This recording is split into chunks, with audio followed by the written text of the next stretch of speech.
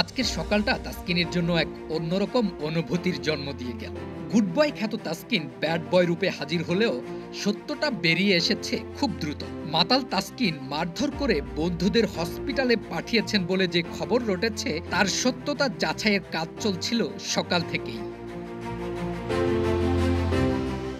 সারা দেশের মানুষের মতো বিসিবিতেও খবর এসেছে, তবে বিসিবি জানিয়েছেন যাচাই বাছাই না করে কোনো কিছুই বলা যাবে না। এরই মধ্যে খবর এসেছে বন্ধুদের উদ্দেশ্যপ্রণোদিত আর মানহানিকর অপচেষ্টার শিকার হয়েছেন এই স্পিডস্টার। এক বন্ধুর বিপদে এগিয়ে এসেই হয়েছেন খবরের শিরোনাম। তিনি নিজে ঘটনার সাথে সম্পৃক্ত ছিলেন না। এক সাংবাদিকের সাথে সরাসরি ফোনে কথা বলে তাসকিন নিজেই জানিয়েছেন সবকিছু।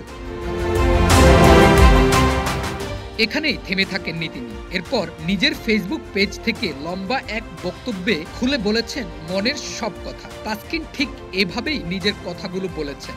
সবাইকে অনুরোধ করছি, গুজবে বিভ্রান্ত হবেন না। আমি আমার ছোটবেলার বন্ধুর গায়ে হাত তুলেছি, এমন একটা ঘটনায় অনেক কিছুই ঘটে যাচ্ছে। আমার মনে হয় এমন গুজবে কান দিয়ে বিভ্রান্ত হবেন না এবং অন্যকেও বিভ্রান্ত করবেন না। তাসকিন কাউকে যেমন বিভ্রান্ত হতে না বলেছেন, আবার এই বিভ্রান্তি না ছড়াতেও বলেছেন। আর এখানে শেষ করেননি, বরং তার দীর্ঘ লেখায় আরও উঠে এসেছে, এটা আমার পরিবার ও আমার বন্ধুর জন্য সম্মানজনক না।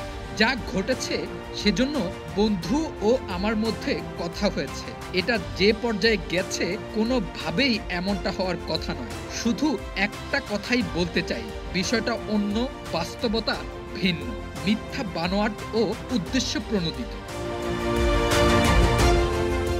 সিফাতুর রহমান সৌরভ নামে তাসকিনের সে বন্ধু শুধুমাত্র বিভ্রান্তি ছড়িয়েই শেষ করেননি, নিজের নিরাপত্তার জন্য তাসকিনের বিরুদ্ধে করেছেন সাধারণ ডায়েরিও।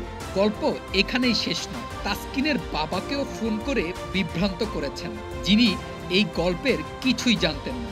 সাংবাদিক রিয়াসাত আজিমের সাথে কথা বলার সময় একথা উল্লেখ করেন তিনি।